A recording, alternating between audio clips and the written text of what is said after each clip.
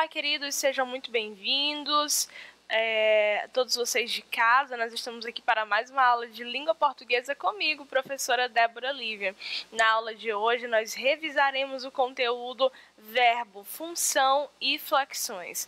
Eu convido você a pegar o seu material de estudos para, juntamente comigo, revisitarmos esses conceitos, essas características desta classe de palavras sobre a qual falaremos hoje, ok?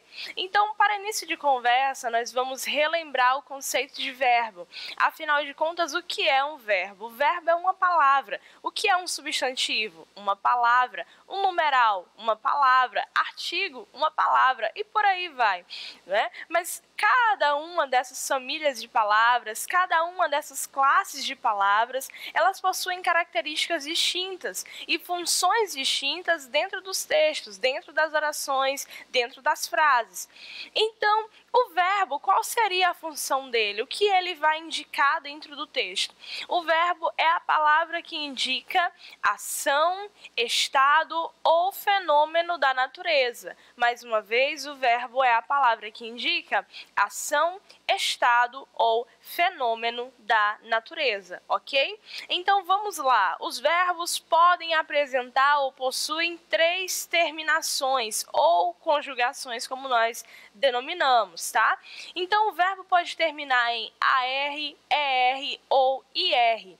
AR, amar, pular, saltar, escalar, cantar. ER, correr, viver, comer, vender também, né? E eu acho que você está aí pensando, procurando outros verbos que também terminam com ER. E por fim, nós temos os verbos terminados em IR. Sorrir, partir, agir. Inclusive, só fazendo aqui uma observação, você sabe como é que conjuga o verbo sorrir na primeira pessoa do presente do indicativo? Eu sorrio. É isso mesmo, eu sorrio. Pode sorrir, pode ser feliz, viu? Eu sorrio. O verbo, gente, portanto, ele apresenta aí esses 5 tópicos. O verbo é a palavra que vai apresentar modo, pessoa, número, tempo e voz. São essas as características que fazem com que o verbo seja, de fato, considerado verbo, e não substantivo, e não adjetivo. O verbo é a única classe de palavras que consegue determinar o tempo de uma oração, certo? O modo também, ok? Voz. Vamos lá. Quais são os modos verbais? Só para a gente relembrar aqui. Os modos verbais são 3: indicativo, subjuntivo e imperativo.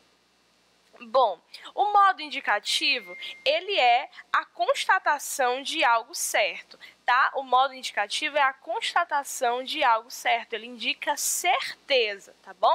O subjuntivo reflete uma ação hipotética, reflete uma ação duvidosa. Se eu cantasse, se eu trabalhasse, se eu estudasse, teria alcançado uma boa nota, né? Então é uma hipótese.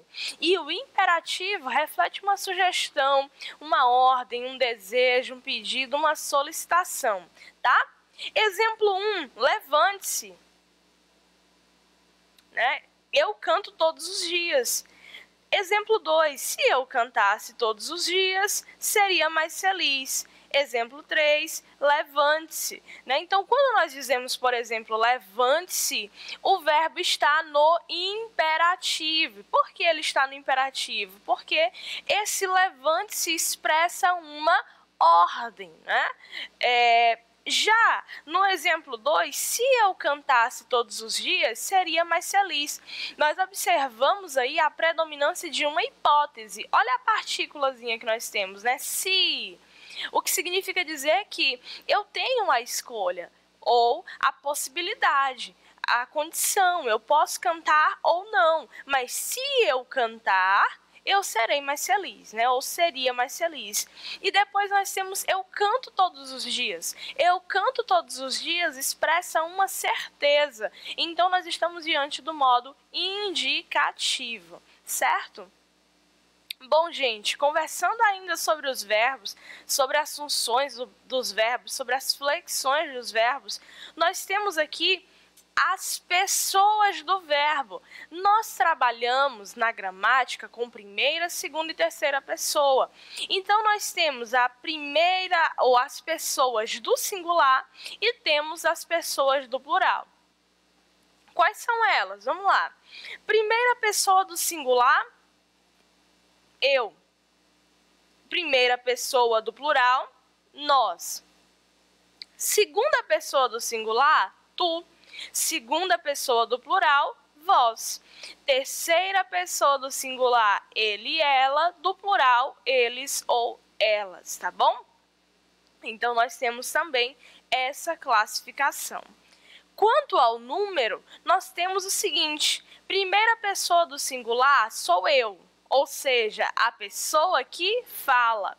Segunda pessoa do singular é tu ou você, a pessoa com quem eu falo. Terceira pessoa do singular, ele ou ela, a pessoa de quem eu falo. No plural, a ideia é a mesma. Nós, as pessoas que falam, certo? Vós ou vocês, as pessoas com quem se fala, eles ou elas, as pessoas de quem se fala, ok?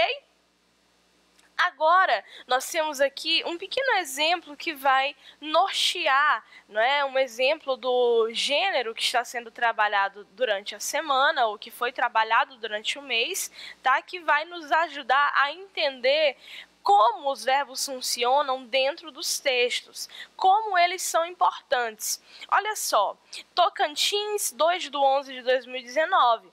Querido diário, a Aninha passará as férias aqui, na casa do pai. Não sei qual será a reação dela ao me ver depois de tudo o que aconteceu, mas espero que ela ainda goste de mim.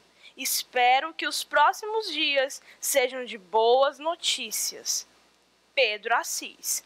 Então, nós temos aqui, pessoal, uma página, né, de um diário, que é caracterizado justamente por essa estrutura, a data, o vocativo, geralmente querido diário, né, o nome, a assinatura da pessoa no final ali do texto, né, logo abaixo do texto. E aí, nós temos um texto que foi escrito e nós conseguimos identificar os sentidos. Por quê? Porque nós reconhecemos os verbos e reconhecemos a função deles e os modos dentro do texto. Por exemplo, a Aninha passará as férias aqui. A Aninha está vindo, ela já veio, ela não virá.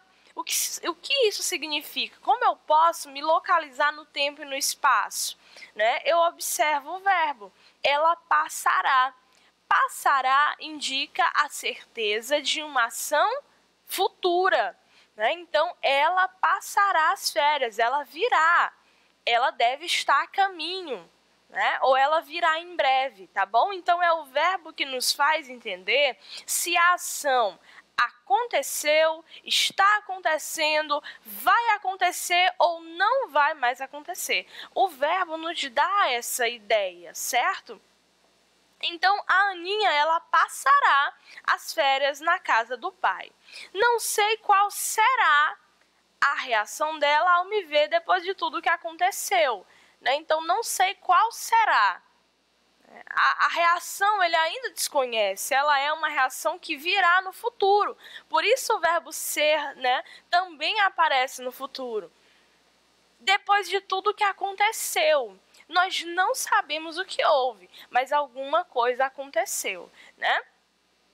Mas espero que ela ainda goste de mim. Espero que os próximos dias sejam de boas notícias. Então, é provável que a Aninha já esteja a caminho e o Pedro Assis, ele espera, ele diz, eu espero que os próximos dias sejam bons. Eu espero, ou seja, no presente. Né? Uma situação ou um sentimento que está presente no momento em que se fala. Então, nós temos os verbos aqui, esperar, espero e espera novamente, conjugados no modo indicativo que expressa uma certeza, tá? Agora vamos lá, vamos responder algumas questões, ok?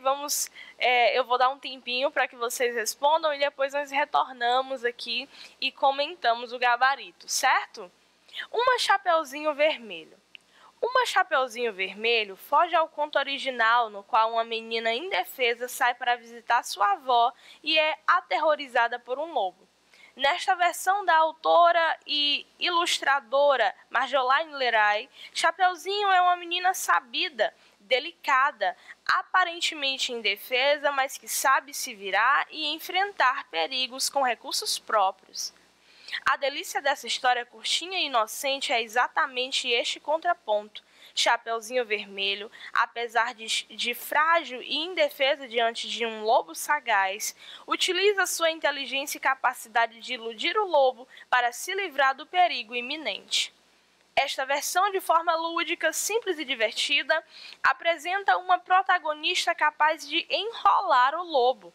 Ela é pega, mas ganha tempo. Trava um diálogo em que ela dá as cartas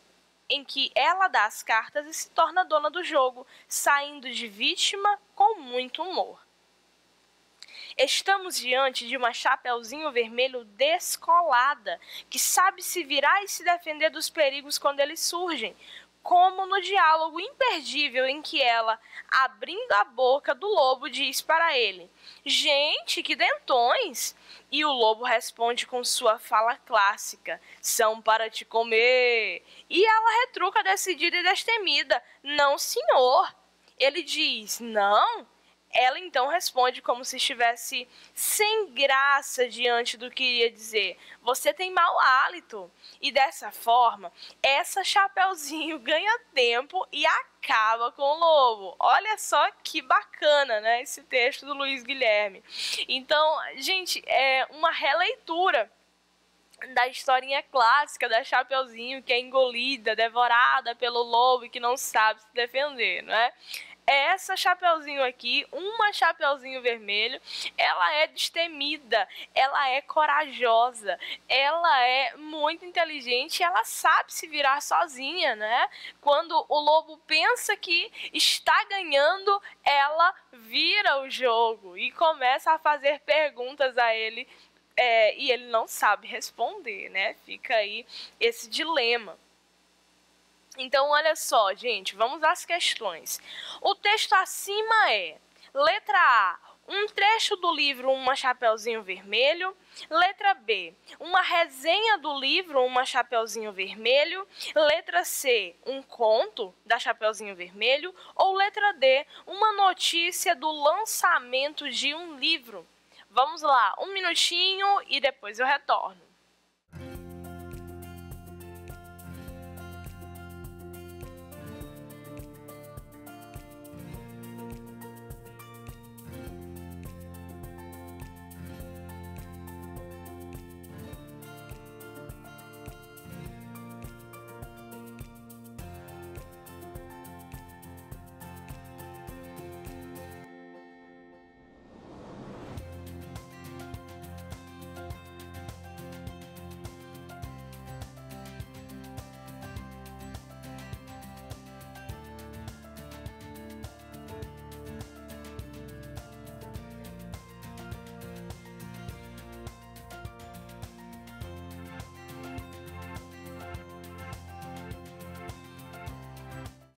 Eu acredito que vocês estão aí pensando, vamos retornar ao texto? Olha só, e aí, é um trecho do livro, Uma Chapeuzinho Vermelho? Ora, mas se fosse um trecho do livro, nós seríamos aqui, não precisaríamos fazer menção a ele, nós teríamos um título, os diálogos, né, todos bem marcados, e não um trecho do diálogo dos personagens. Então, tudo isso nos leva a pensar que, na realidade, esse texto que foi apresentado, ele não é um trecho do livro, né?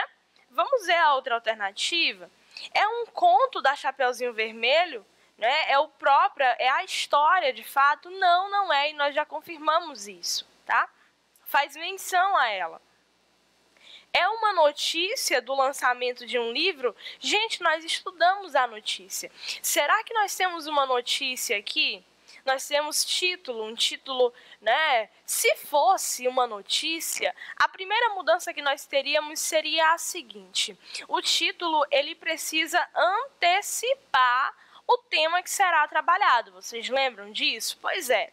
Então, se fosse de fato uma notícia, nós teríamos no título já lançamento ou grande lançamento, super lançamento do livro, da obra Uma Chapeuzinho Vermelho. Aí nós poderíamos pensar, opa, parece que é notícia, tem característica de notícia.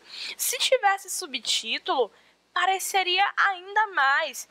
E o primeiro parágrafo da notícia, como ele se constitui?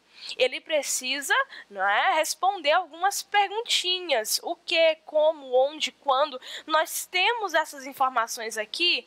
Não, nós não temos, então nós não temos provas suficientes para afirmar que este texto é uma notícia, ok? Para classificarmos um texto de acordo com o gênero textual, nós precisamos passear por ele, nós precisamos observar as características que eles apresentam, ok? Então, só nos resta uma alternativa, que por sinal é o gabarito da questão. Letra B de bom demais. O texto acima é uma resenha do livro Uma Chapeuzinho Vermelho. É uma resenha, gente. Por que é uma resenha?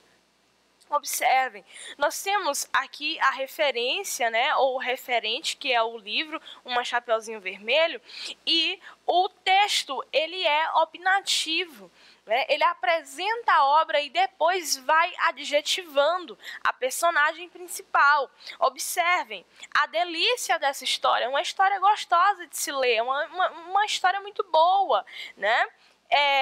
Exatamente, vamos lá, esta versão, de forma lúdica, simples e divertida, quem achou que era divertido? O leitor, né? Aquele que fez, aquele que produziu o texto. Então, é uma impressão da obra, certo? É uma impressão que o leitor teve da obra. Resenha, tá? Letra B de bom demais. Questão 2. Quem escreveu o texto lido? Quando o texto foi publicado? Um minutinho, eu vou retornar ao texto para que você não tenha dúvida, ó.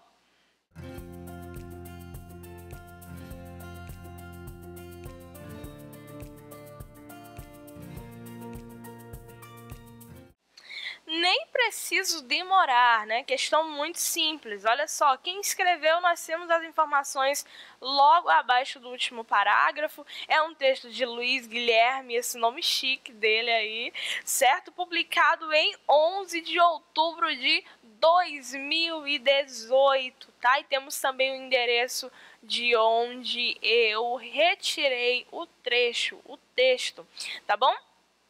Então, temos aqui a resposta da segunda questão. Terceira questão, vamos lá. O primeiro parágrafo do texto é, letra A, uma opinião sobre o livro Uma Chapeuzinho Vermelho. Letra B, uma descrição do livro Uma Chapeuzinho Vermelho. Letra C, um trecho do livro. Letra D, uma comparação sobre o livro e a história original. O que nós temos no primeiro parágrafo? Tempo, eu vou retornar o texto para que você verifique.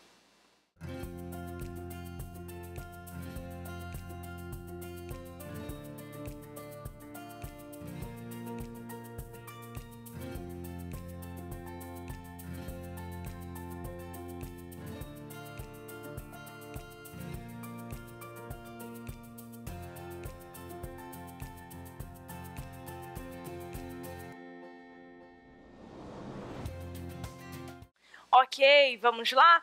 Uma Chapeuzinho Vermelho foge ao conto original, no qual uma menina indefesa sai para visitar sua avó e é aterrorizada por um lobo. Esse trecho, gente, é o quê? É uma opinião? É uma descrição? É um trecho do livro? Não é, não é?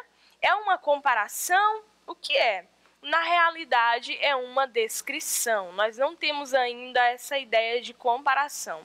Como nós já vimos, trata-se de uma resenha. A resenha, ela obrigatoriamente precisa iniciar comentando sobre o referente, sobre o filme, sobre o livro, sobre a apresentação, né, teatral, o objeto que foi selecionado para ser resenhado, né? Então, nós iniciamos o texto com uma descrição, uma breve apresentação do objeto que foi escolhido para ser resenhado, ok? Então, nós temos uma descrição, letra B, de bola.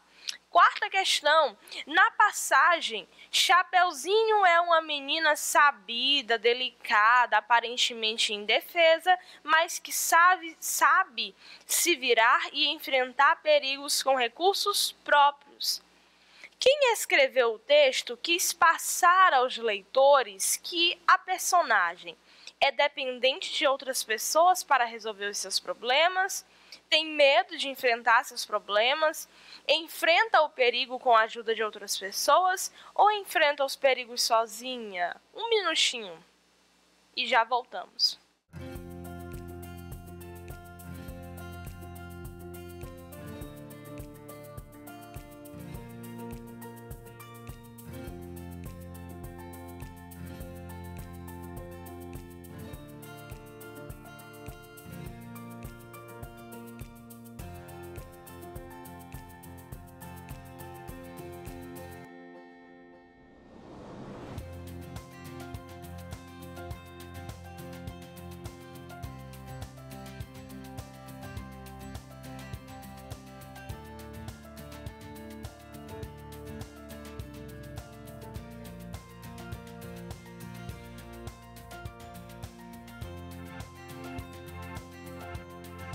Ok, pessoal, então nós vimos o seguinte, ela não tem a quem recorrer.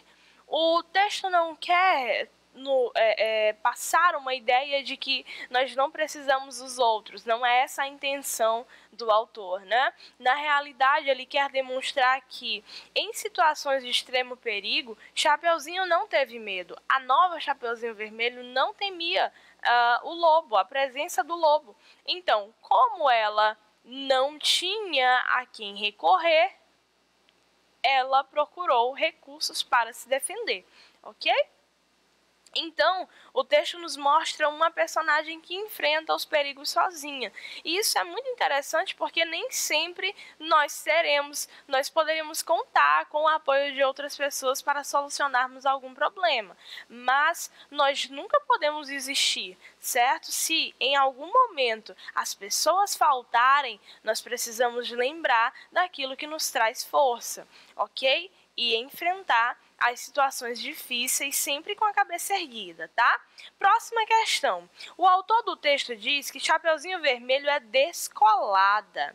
Essa palavra, qual é o sentido dessa palavra no texto? Esperta, lenta, estúpida ou pateta?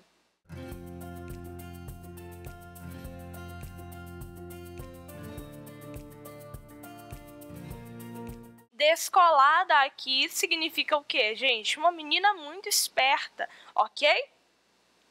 Esperta, letra A de amor. Próxima questão, bem simples também. No trecho, uma Chapeuzinho Vermelho foge ao conto original, o termo foge pode ser classificado como verbo, pronome, substantivo ou adjetivo? Respondam, um minutinho.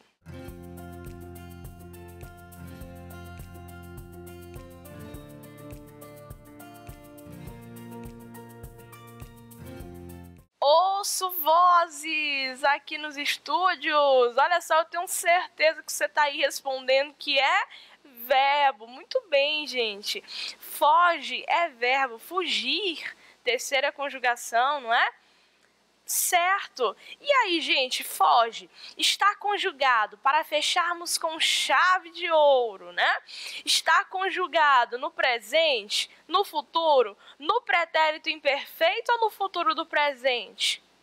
Uma Chapeuzinho foge. O tempo é presente do modo indicativo. Muito bem. Resposta correta. Opa, calma. Letra A de alegria! Olha só, muito obrigada pela sua atenção. Essa foi a nossa aula de revisão.